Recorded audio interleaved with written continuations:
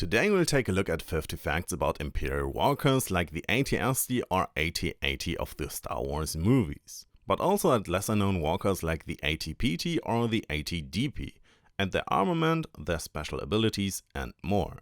The Empire used walkers, 2- or 4-legged vehicles, for a wide variety of purposes. For reconnaissance, infantry defense, artillery, heavy transport and much more. However, the Empire was not the inventor of the walker. The Republic during the Clone Wars, as well as the Republic and the Sith thousands of years before, used many different walkers. The walkers could have many different configurations. The Empire used walkers with 2, 4 and even 8 legs. The Empire's most famous walker is probably the AT-AT. This abbreviation stands for All-Terrain Armored Transport. With its 4 legs, the AT-AT was 22.5 meters high and 20 meters long. There have been 3 variants of this walker in canon so far. The classic AT-AT we know from the original trilogy, an earlier variant that appeared in Rebels and Jedi Fallen Order, and a heavier version of the AT-AT, the Elite AT-AT. Regular AT-ATs were standardly armed with 2 heavy laser cannons and 2 medium blasters mounted on their cockpits.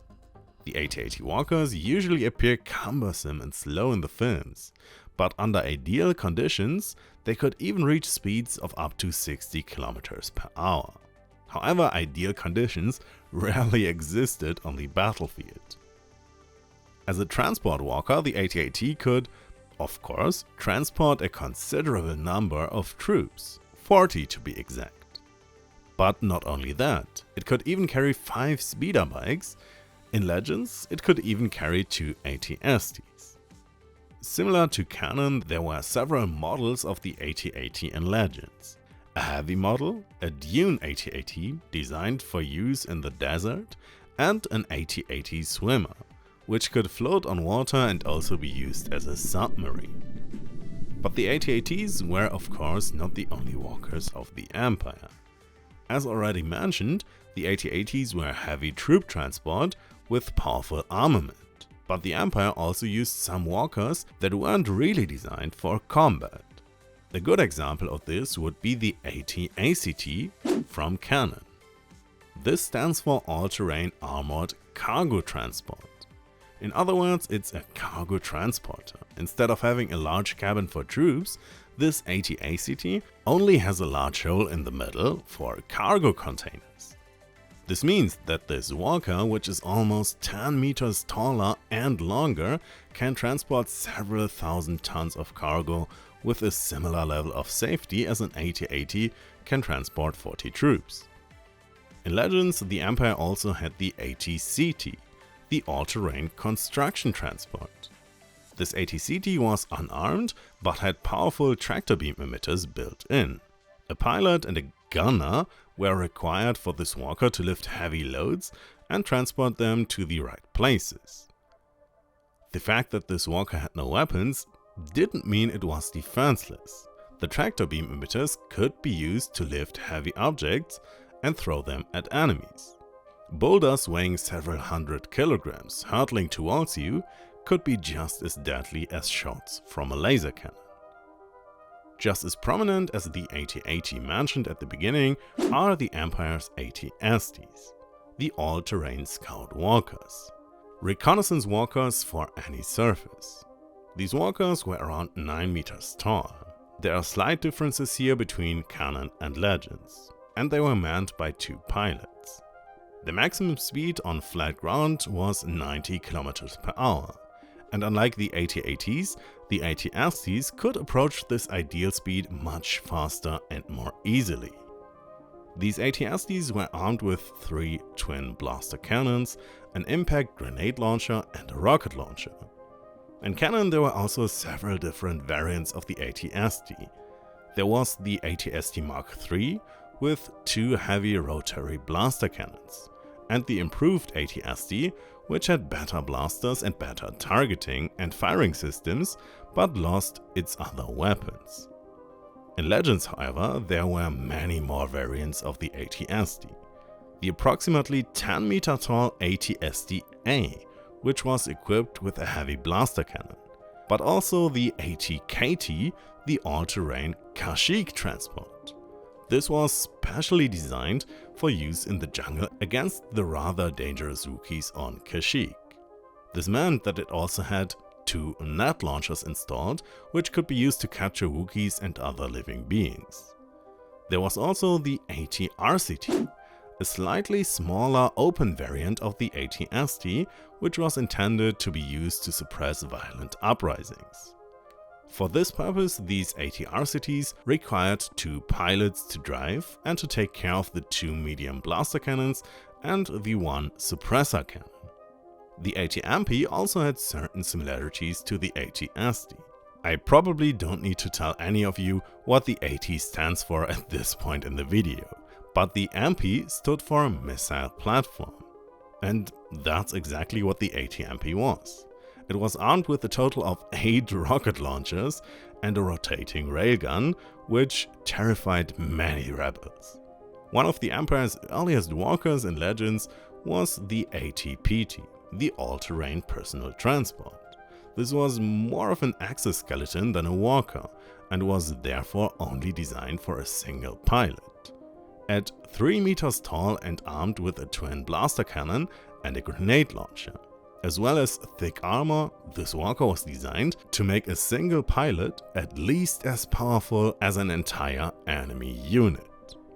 The Empire also had much more specialized walkers, such as the 4-legged AT-AA in Legends, the anti-air walker. This was equipped with a top-mounted impact missile launcher that could take down repulsor lift powered speeders, as well as starfighters flying in the atmosphere.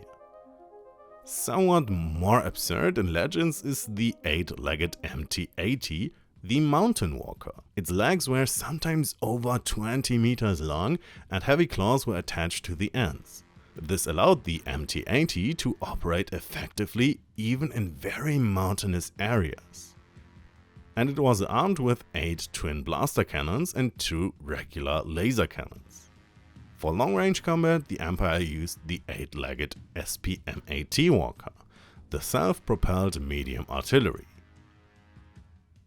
It was armed with 12 anti-personnel blasters and a heavy turbolaser cannon mounted on top. This turbolaser cannon could be used to hit targets hundreds of meters away, sometimes at ranges of several kilometers. There were many reasons why the Empire used walkers in the first place. One might imagine that a cumbersome and slow walker like an AT-AT would have some disadvantages. But there were certainly some legitimate reasons for using walkers. Firstly, we know from both Legends and canon that there was some technology that could disable repulsor lifts. This could bring speeder bikes, other speeders and even repulsor lift powered tanks to a complete standstill. Another reason for the use of large fearsome walkers was the Tarkin doctrine. In short, it stated that the Empire would rule through the display of military power and the fear it instilled in the population. It certainly helped to have giant walkers that were taller than most buildings the inhabitants of many planets would ever see. In Legends, there was even an Imperial walker droid, the AT-ED or all-terrain exploration droid. This looked not dissimilar to the AT-ST, but at 2.5 meters tall it was only a quarter the size of the AT-ST. An AT-ED was also armed only with a forward-facing blaster. These AT-EDs were primarily used to scout unknown planets alone or in groups, mapping them with their many sensors and tracking down possible rebel or pirate outposts. As for two-legged walkers, there was also the AT-DP, the all-terrain defense pod. At 11.6 meters tall, it was a bit taller than an AT-ST. This walker's armament was just a heavy laser cannon, but it could take out entire squads of rebel soldiers. These walkers could also reach speeds of up to 90 km per hour. In Legends, there was an early version of the AT-AT, even during the Clone Wars. At that time, however, they were still a bit bulkier and were rarely used by the Republic. Also in Legends, there's a relatively rare form of AT-STs, the all-terrain ion cannon. In this case, the rear end of the main body was removed to accommodate a huge ion cannon. However, there are only pictures of this as a toy. In canon, there was also the so-called all-terrain defense turret. This was an open bipedal walker that required a pilot and only had a single cannon. This originally came from the Star Wars Commander smartphone game, but has since appeared in 4th Arena and very prominently in Solo: A Star Wars Story. The Imperial walkers were usually towed from planet to planet by Star Destroyers or other smaller vessels.